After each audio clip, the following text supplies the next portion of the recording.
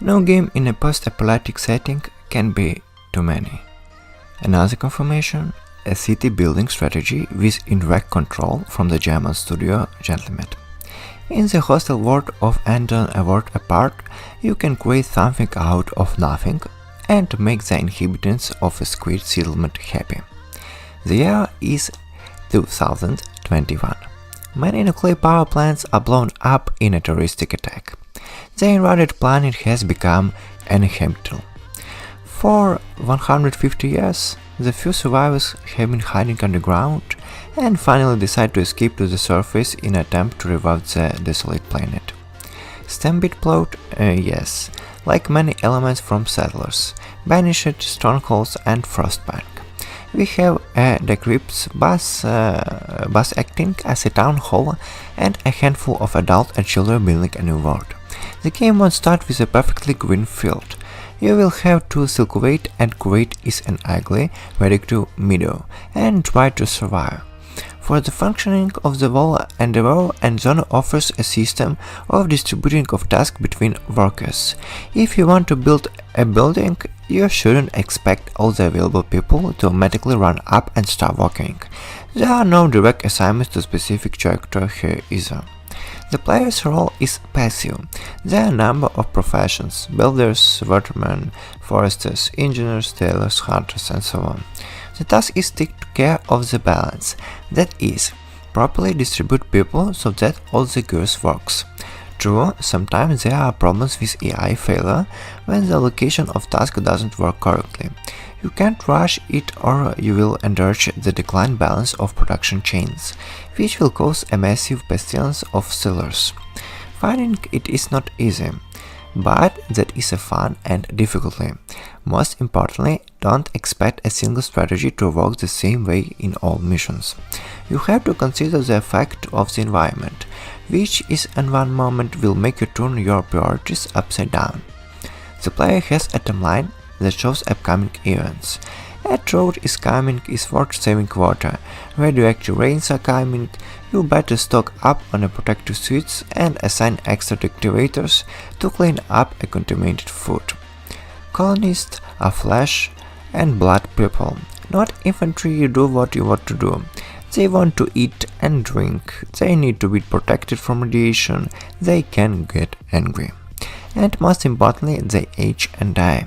This is one of the most important elements of the game. The inhabitants are really fighting for their lives, and the player has to help them in the fight. You can forget about the classic real-time strategy model, where you buy a certain number of dolls and pull the strings. Everything happens naturally here.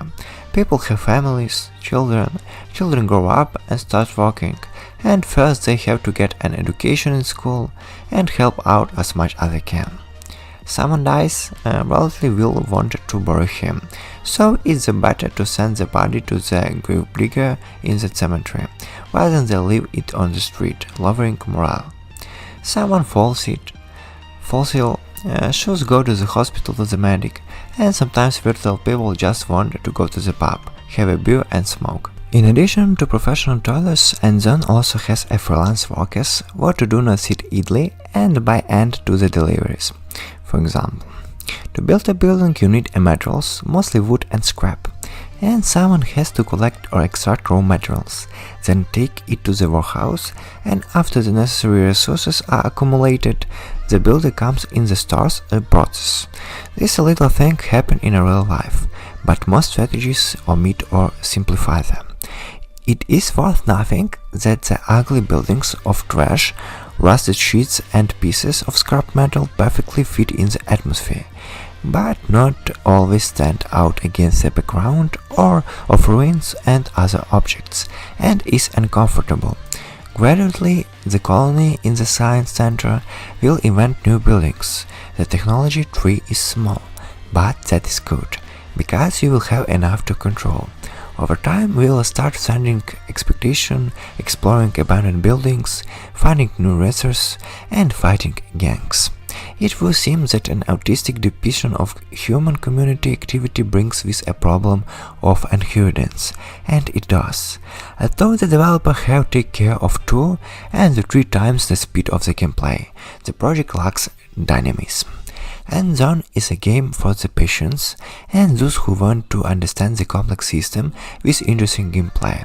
Therefore, at the beginning it is recommended to take a few hours of training, very long but necessary, where the basic mechanics and elements are explained in detail.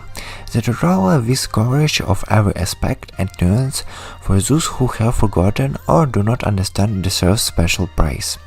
You can then try your hand at Array of Survival mode, variation with fine-tuned difficulty levels, and finally get down to running a dozen of scenarios. The main trap for the player is a micromanagement, which will gradually become a chore.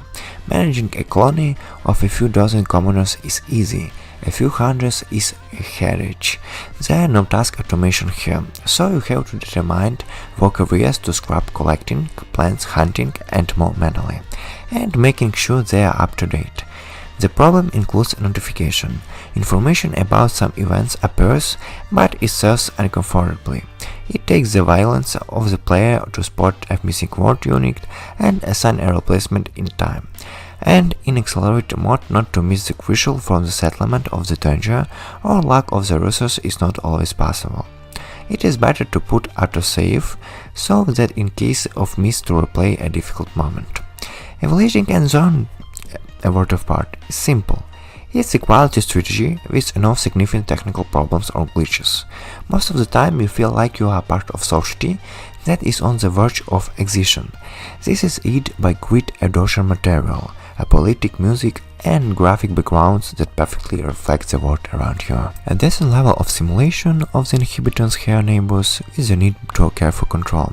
The game lacks original ideas and eventfulness, and is solidly assembled from the familiar bits and pieces.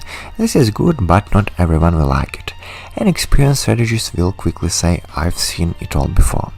And then post-apocalypse is appealing as hell, but the foundation of the game quickly falls flat despite the variety of setting and quest. Pros of the game is attractive, lively atmosphere, lots of difficulty and mission settings, enjoyable soundtrack, and cons is tiresome micromanagement, lack of original ideas, and lack of gameplay dynamics. Thank you for watching.